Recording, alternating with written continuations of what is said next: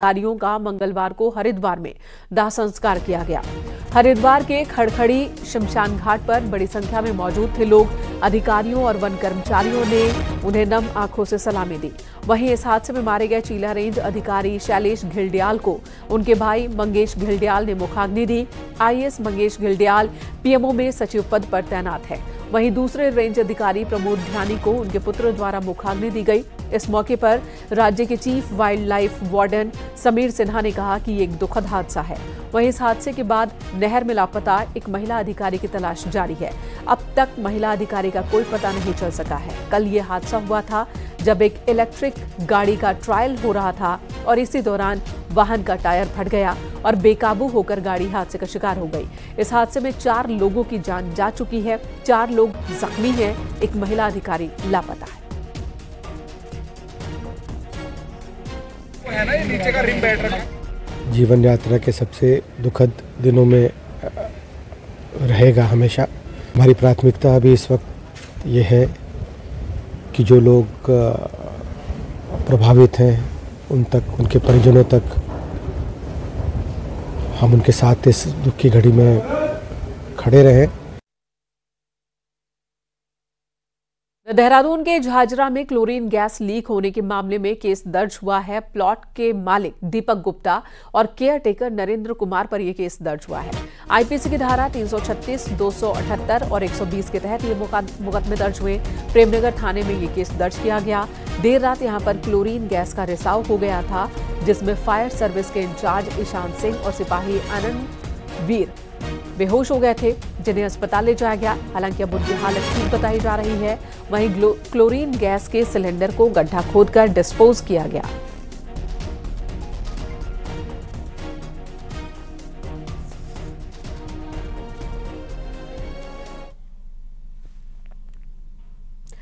अगर आप matrimonial sites की मदद से अपना जीवन साथी तलाश रहे हैं तो ये खबर आपके लिए है।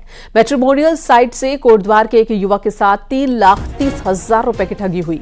दरअसल लड़की की फेक आईडी बनाकर ठगी हुई है। पीड़ित रघुवीर सिंह नेगी ने बताया कि वो मैट्रिमोनियल साइट पर शादी के लिए रिश्ता खोज रहे थे और इसी दौरान उन्हें एक लड़की के नाम से बनी एक आईडी से मैसेज आया। मिलने की बात कही गई। फिर एयरपोर्ट पर विदेशी करेंसी को इंडियन करेंसी में बदलने के नाम पर उनसे 3,30,000 रुपए लिए गए। इसके बाद मैसेज में जवाब देना उस लड़की ने बंद कर दिया, जिसके बाद उन्हें पता चला कि वो आईडी फर्जी थी। शिकायत पर पुलिस ने जांच की और एक नाइजीरियन समेत 4 लोगों को गिरफ्तार किया, जिनमें 2 महिलाएं शामिल हैं।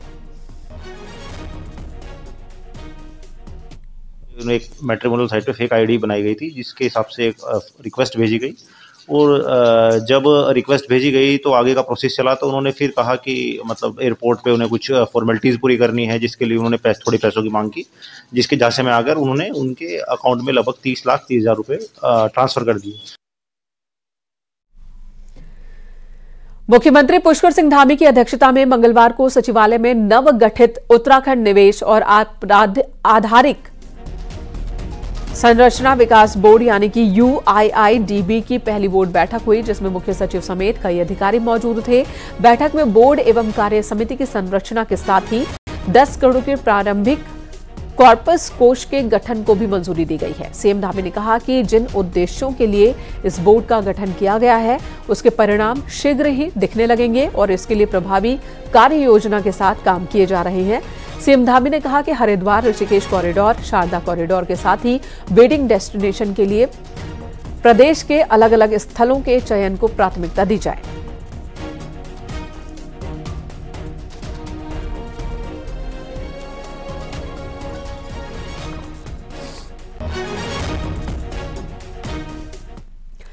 उत्तराखंड में 6 महीने के भीतर ही निकाय चुनाव हो सकते हैं। सचिव शहरी विकास ने हाईकोर्ट में ये जानकारी दी। हाईकोर्ट ने सचिव का ये बयान रिकॉर्ड में लिया है।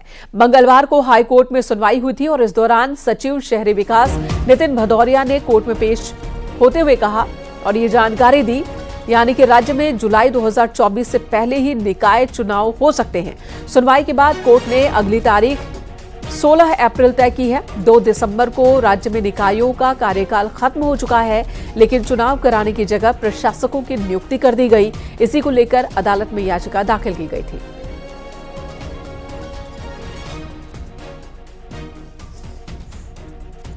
सचिव शहरी विकास प्रस्तुत हुए थे और उनके इस आश्वासन के साथ कि 6 महीने के भीतर जो निकाय चुनाव है वो किसी भी हालत में करा लिए जाएंगे।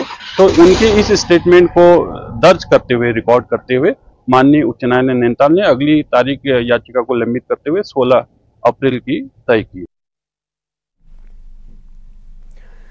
खबर देहरादून से, जहां लोकसभा चुनाव को लेकर बीजेपी फरवरी में पीएम मोदी की रैली कर सकती है। इसे लेकर उत्तराखंड बीजेपी ने पीएम मोदी से आग्रह किया है। उत्तराखंड में पीएम की 3 रैली करवाने की अपील की गई है। उत्तराखंड बीजेपी पहली रैली फरवरी में ही करवाना चाहती है।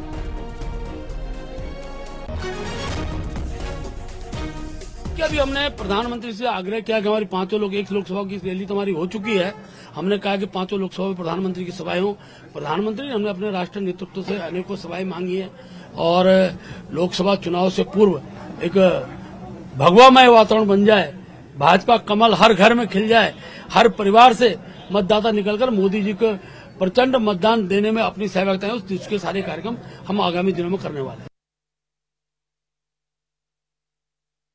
लोकसभा चुनाव को लेकर अभी किसी भी पार्टी का टिकट दावेदारों को लेकर कोई साफ रुख नहीं है। बीजेपी जहां दावेदारों को लेकर अलग से मीटिंग का हवाला दे रही है, तो वहीं कांग्रेस ने कैंडिडेट के लिए कोऑर्डिनेटर नियुक्त कर दिए हैं।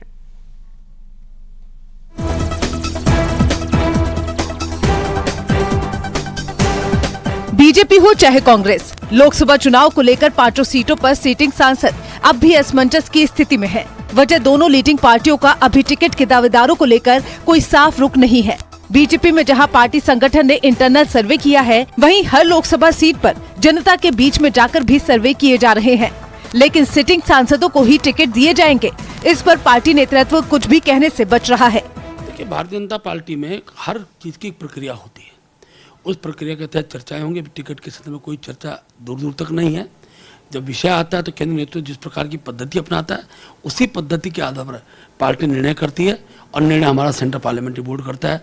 और मैंने कहा ना, हमारे निर्णय में केवल ध्वज वाहक घोषित होता है, हमारा प्रत्याशी कमल का फूल ही होता है। वहीं कांग्रेस ने अब 5 सीटों पर अपने कोऑर्डिनेटर नियुक्त किए हैं, जो हर सीट पर सांसद के टिकट के लिए रिपोर्ट कार्ड तैयार करेंगे, जिनकी जिम्मेदारी होगी जनता की नब्ज टटोलना। बुधवार को कोऑर्डिनेटर की दिल्ली में मीटिंग भी होनी है और उसी आधार पर टिकट फाइनल करने की बात की जा रही है। टिकट वाला निर्णय पार्टी हाईकमान को करना है और हाईकमान के स्तर पर कल अखिल भारतीय स्तर पर 5 कोऑर्डिनेटर्स की मीटिंग भी है, क्लस्टर वाइज, हर राज्य से अलग अलग, और कल से उनकी बैठकें चालू हो रही हैं।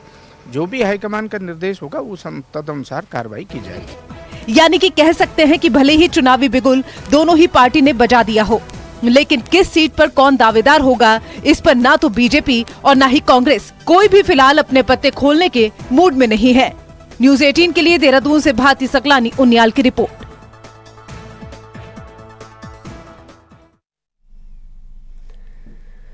संघ और बीजेपी के कार्यकर्ता इन दिनों जगह जगह अयोध्या से आए अक्षत कलश यात्रा में शामिल हो रहे हैं, लेकिन बीजेपी की ये रणनीति कांग्रेस को रास नहीं आ रही। नेता प्रतिपक्ष यशपाल आर्य ने इसे लेकर बड़ा बयान दिया। आर्य ने कहा कि बीजेपी भगवान राम के नाम पर राजनीति कर रही है। आर्य ने कहा कि राम सभी के हैं, बीजेपी उन्हें पार्टी से बांधना चाहती है।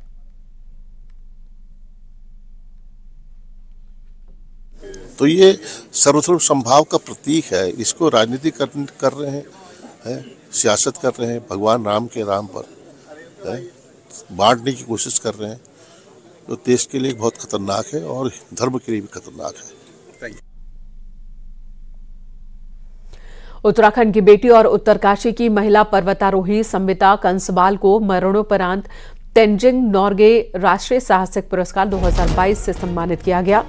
ये अवार्ड उनके पिता राधेश्याम कंसवाल ने राष्ट्रपति द्रौपदी मुर्मू के हाथों ग्रहण किया। जैसे ही सविता का नाम पुकारा गया, उनके पिता की आंखों में आंसू आ गए।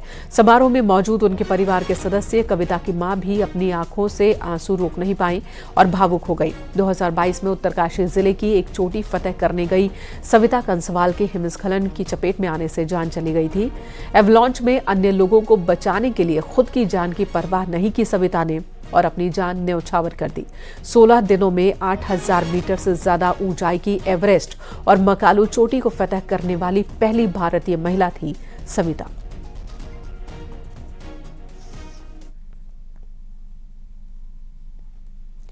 अल्मोड़ा के जैती के जाख गांव में गुलदार तार में फंस गया। खेतों के पास ये गुलदार फंस गया था, जिसके बाद गांव के लोगों ने वन विभाग को जानकारी दी। वहीं सूचना मिलने पर मौके पर पहुंची टीम ने गुलदार का रेस्क्यू किया। दरअसल गांव में किसानों ने जंगली जानवरों से अपनी फसल को बचाने के लिए तार लगा रखा था और उसी तार में ये गुलदार फंस गया।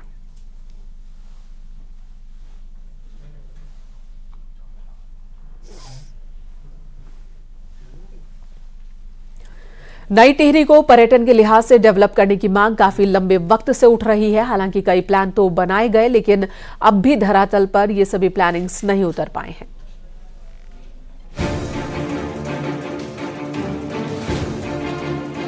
टिहरी का नाम आते ही लोगों के मन में टिहरी डैम और झील का ख्याल आता है और टिहरी झील को पर्यटक की दृष्टि से डेवलप भी किया जा रहा है।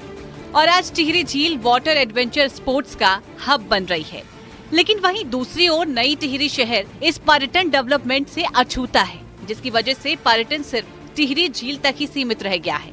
नई टिहरी शहर को पर्यटन सर्किट से जोड़ने के लिए कई सर्वे भी हुए, लेकिन वो सिर्फ फाइलों तक सीमित रहे।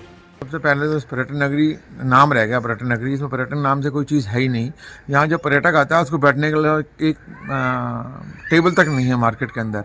और दूसरा, हम बड़े खुश थे कि यहाँ यूरोपे आ रहा है गुरुद्वारे के पास, उससे शहर की कोई लाइफलाइन चलती, लेकिन वो भी सुना कैंसिल हो गया है। तो शहर में क्या रह गया? खत्म है। और पर्यटक यहाँ पर आएगा कैसे? क्योंकि जो बाहर से जो भी पर्यटक आता है वो चंबा होते हुए जो है कोटी चला जाता है। कोटी तक ही यहाँ पर जो है पर्यटक सीमित है और पर्यटकों को ये भी मालूम नहीं है कि यहाँ पर नेटरी है कहाँ पर। जिला मुख्यालय होने के चलते नई टिहरी शहर सिर्फ सरकारी दफ्तरों का केंद्र बनकर रह गया है और पर्यटन के नाम पर यहाँ कोई ऐसी एक्टिविटी या फिर टूरिस्ट स्पॉट डेवलप नहीं हुए जो पर्यटकों के लिए आकर्षण का केंद्र बन सके और पर्यटक नई टिहरी शहर की तरफ रुख कर सके। वहीं पर्यटन विभाग का कहना है कि टिहरी लेक प्रोजेक्ट के तहत नई टिहरी शहर को डेवलप किया जाएगा। यहाँ से भी नई टिहरी शहर के लिए जो रोपवे का प्रस्ताव रह गया था, उसमें जो NHAI की टेक्निकल टीम थी उनके द्वारा विजिट भी किया गया, परंतु उसमें जो टेक्निकल और फाइनेंशियल विजिबिलिटी है उसके अनुसार उन्होंने कुछ अन्य रोपवे टेकअप करे, जैसे केदारनाथ रोपवे और अन्य। तो अभी इस पे इतना ही। टिहरी में पर्यटन कारोबार को पंख लगाने के लिए नई टिहरी शहर को भी डेवलप करने की जरूरत है, ताकि टिहरी शहर वासियों को भी इसका फायदा मिल सके। टिहरी से न्यूज़ 18 के लिए सौरभ सिंह की रिपोर्ट।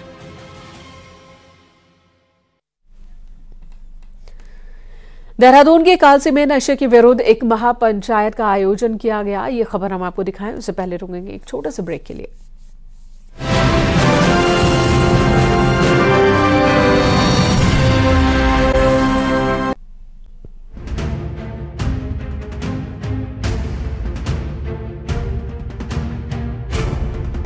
कालसी में जुटी ये भीड़ एक महापंचायत के आयोजन में पहुंची थी। मौका था नशे के खिलाफ एक आंदोलन चलाने का। इस महापंचायत में कई महिलाएं भी शामिल हुई। वक्ताओं ने अपने विचार रखे। कुल मिलाकर महापंचायत इस निष्कर्ष पर पहुंची कि यदि नशे से युवाओं को बचाना है तो पहली शुरुआत खुद अपने ही घर से करनी पड़ेगी। और नशा जो बढ़ रहा है ये न केवल जौनसार बाबर बल्कि उत्तराखंड के और देश के लिए बहुत घातक है। इस नशे से पीड़ित लोग आज बहुत बड़ी संख्या में यहाँ पर एकत्रित हुए हैं। जौनसार बाबर के हित में आगे आना होगा और जैसे कि अभी कहा कि ये काम पुलिस प्रशासन का है, पुलिस प्रशासन तब कर पाएंगे जब हम लोगों का सहयोग। कार्यक्रम के दौरान पुलिस और प्रशासन के लोग भी मौजूद रहे। एसपी ने इस मुहिम की तारीफ की और लोगों से अपील की कि नशा तस्करों की सूचना देने वालों की जानकारी गोपनीय रखी जाएगी और दोषी पर उचित कार्रवाई की जाएगी। मैंने सभी लोगों से यहाँ आग्रह किया कि आप हमें जो भी यहाँ पे नशा कर रहा है या करवा रहा है उसकी ठोस सूचना हमें दें, हम कार्रवाई करेंगे और कोई भी इससे बच नहीं पाए। धामी सरकार ने साल 2025 तक नशा मुक्ति प्रदेश बनाने का संकल्प लिया है। इसी संकल्प की धारणा पर महापंचायत पर आयोजन हुआ, जिसमें गणमान्य लोगों ने युवाओं से नशे से दूर रहने की अपील की। साथ ही युवाओं को ये भी समझाना होगा कि नशे का रास्ता सिर्फ